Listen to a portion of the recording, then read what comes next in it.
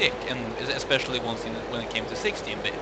The 8-bit style, it can be nice, but it's still overused in like indie games nowadays in a really ugly way. And I do still think that 16 bits just mean look like a link to the just look at a Link to the Past, like Super Metroid, Super Mario World, and you just compare it to the first ones and say that the old ones are better looking in an artistic way, and I think you're wrong. I honestly think you're wrong. That's just as simple as that. You don't have to agree with me, but that's my opinion. Yeah. So yeah. I think like maybe in a artsy way, when it comes to graphics, I think like what's it called? Fuck, Wind Waker is like right after A Link to the Past. I mean, like. Yeah, I personally love Wind Waker. I was still skeptic when I saw the first screenshots, but then everyone seemed like they were, and then everyone who just hated on it never played it, and they said it was the worst one ever. And I think it's one of the absolutely best ones ever in the more modern era. Yeah, I think I'm one of those people. Yeah, I can honestly say I would pick Wind Waker over Twilight Princess any day. I think it's so much better game. Twilight Princess isn't bad, but it's worse than Wind Waker. Yeah, like Wind Waker has like a lot of charm to it. Yeah. The art style's really pretty as well. Yeah.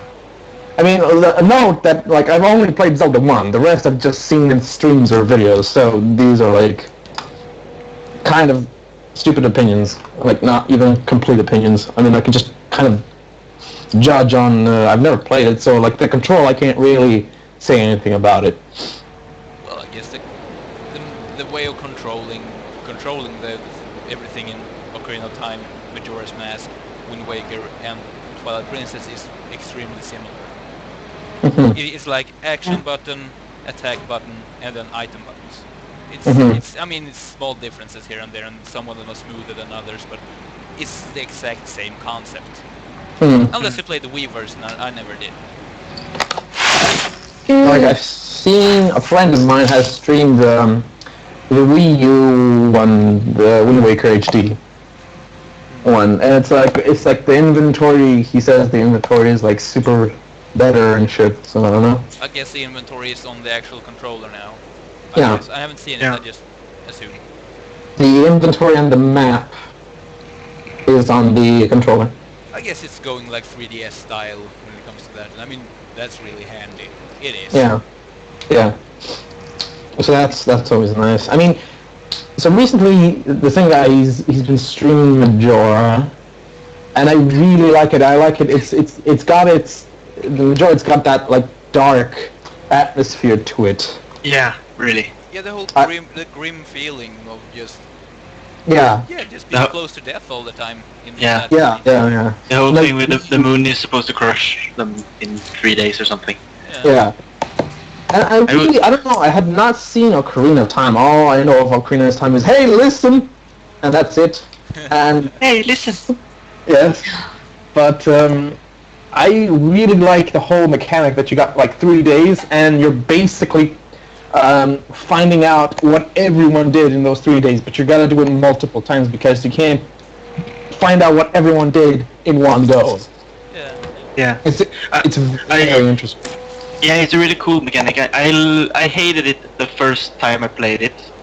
Yeah. For like the first day before you actually figured out how to get somewhere and get past the thing with the Deku mask and everything. But once you've done that, I loved it. So you could like rewind time and everything. And like and some things where you had to do it on the second day or on the third day, and people changed places as the time progressed. Yeah. It's very, very nice. I really like it. And I mean, when you say it like that, when you think about it now, it doesn't sound amazing. But when coming from Ocarina of Time, where everything was the same more or less all the time, and you just did the temples, and that was it. I'm not saying it was bad; it was awesome. But just seeing this thing that people actually changed places and events occurred, and things you actually had to do on time. Yeah. And it was really new for me at the time. One thing I actually loved in that game, the Ocarina of Time, was you had a few elements where you had to go back to being a child and like you plant some seeds, and then you went back there as an adult and you flew on these like bean sprout things. Mhm.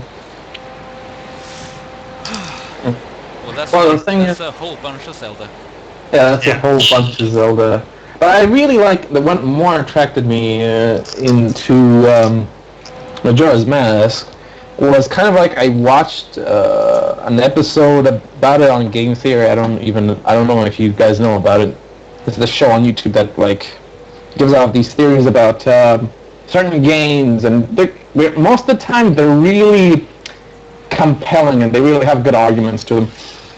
So what I did bring up earlier, but like supposedly Link is dead in Majora's Mask, which was spoiler alert. Spoiler alert! But it's like interesting to me because like he's supposedly in purgatory because he fell through the tree trunk and suddenly there's a sky above him, which kind of doesn't make sense. But it's very interesting to me to think it's like he's dead and he's walking among basically his memories because all the NPC, most of the NPCs are from Ocarina of Time, if I'm correct. So it's like these people that he met through his life, and they sort of play a role through there. So that was very interesting to me. I liked seeing it in that way. It was more interesting. It was like the first time a Zelda game had anything kind of related to death more deep than just you're dead. Have restart with 3 hearts. Yeah, So I mean the whole purgatory theory is actually pretty cool. Just being the whole being stuck in these 3 days with people you have seen before and no one knows who you are and they have completely different lives and you have to sort out their lives, but when you turn back time, everything is gone. Yeah. I mean it could be like some weird way of saying it's a hell. Yeah. And you just small steps to get away from it, because in the end, spoiler alert, he actually gets out of there. He actually goes back to the Lost Woods. Yeah. So yeah, it's okay to spoil old games. Yeah. I mean, if you haven't played Zelda by now, then you're me. What the fuck are you doing with your life? Well, I mean, it's like people who haven't watched Star Wars.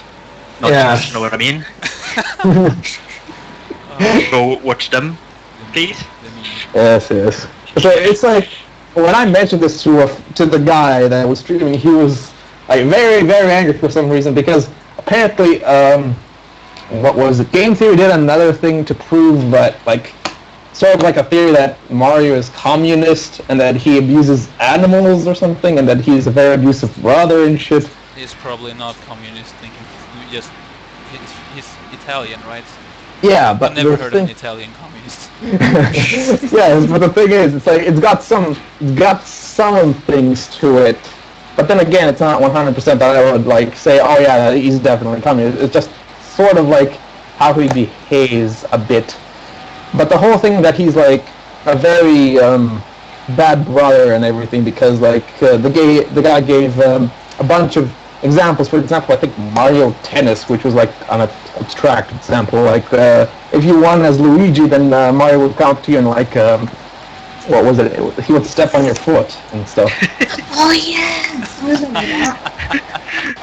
I think that's a lot of more of it. Try to get the attention by backflipping in the background or something. Yeah, because it's like, and then like in Donkey Kong and the early, what was it called? When like the first Donkey Kong game where you played as Mario and had to jump the barrels and shit. That like the arcade. I think it was. Yeah. Yeah, I think it was the arcade. But then before that, when you were the Diddy Kong, I think, and you were trying to save your father. No, that's no. I think you're thinking about the one that came after Donkey Kong, the whole Donkey Kong Jr. Yeah, Donkey Kong Jr. Yeah. Yeah. So, so you're trying to save your father from Mario, who is like throwing all these hazards to a baby monkey. So it's kind of like he's an animal abuser and shit. Can we just take a moment to appreciate how much weirder games were back in the day? Yeah. nowadays, well, lots of weird shit happen, but back then it's like, it's a plumber who's Italian who loves pasta and eats mushrooms Yeah. and like chases donkeys and monsters and things. And just Yeah. To save a fucking princess who gets captured every single time. Yeah. yeah. Wonderful. Why can't you just give her a taser or something? Yeah. Pepper spray. Yeah. So yeah, the guy, because he's like a relatively Mario fanatic, I'm not that, like, I don't like Mario that much. It's like, it's just jumping and it's hard jumps. It's like, I mean, I'm not a big fan of those like Super Meat Boy-ish stuff.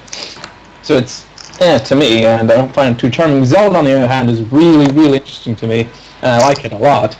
And when I mentioned it, he was like all angry about it. And eventually, he's like, I think because he thought that I truly believed that was the fact. It's like it's a theory until Nintendo confirms it. Yeah. So, and then it was like eventually he got angry or something, and like today he blocked me for some reason. Until you get it off my back or something. That like until I stop believing in it, and I'm like, well, I know you're crazy. Stop having theories, Trap. You're being an asshole. I'm gonna I kick you off won't talk to you until you stop thinking. I'm gonna kick you off the stream. I'm gonna kick you off the stream because you have theories here. Go away. No theories. Theories are for theory. But in You majority, keep yourself awake at night, Shrapnel. Yes. Yeah. So sometimes, yes. I can't sleep. Someone on the internet doesn't like me. But the thing is with Majora, I mean, I can agree that they find it disturbing. It has a lot of disturbing scenes in it, especially the mask transformations. But I don't see how the Zora mask transformation is Nightmare Fuel. Like, I personally find the Deku Scrub transformation more disturbing. Yeah, just I don't know. I think the nightmare thing might be the fangs for younger people. Maybe. Instead Then again, Sora mask has like fangs. Yeah. But Then again, I agree. The Deku mask is a lot more creepier. yeah.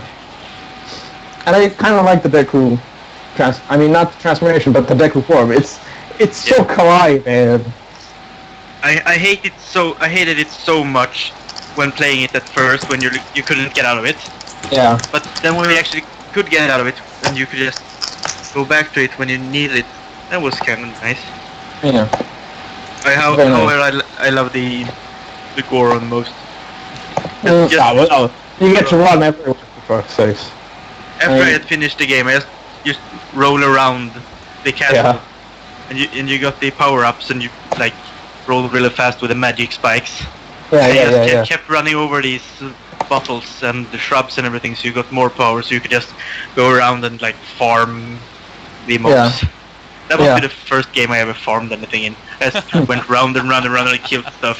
Maybe it was repelling something. We're very good at farming lately, aren't we? Yeah. Well, that's why they made Farmville. Right? Yeah. Apparently they're trying to simulate Farmville in Minecraft. Yeah. Just Yeah. we're being It's a different thing. You don't actually have to pay for half the animals. Yeah. Feed them. Well, what was it? I wanted to say... And now it's a brain frost. Oh, brain frost. Okay, so let's Let's ask Kaisa something. Yeah, Please don't.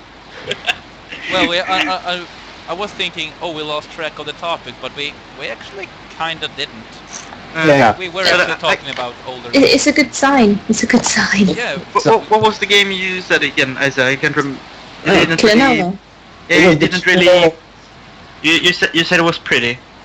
It was incredibly pretty, but I don't know. It was really constant as well with the different settings and the storyline. It fitted. What kind of game was it like? It was a platformer. Okay. Oh. It is just yeah. Then they made the second one, which is still sort followed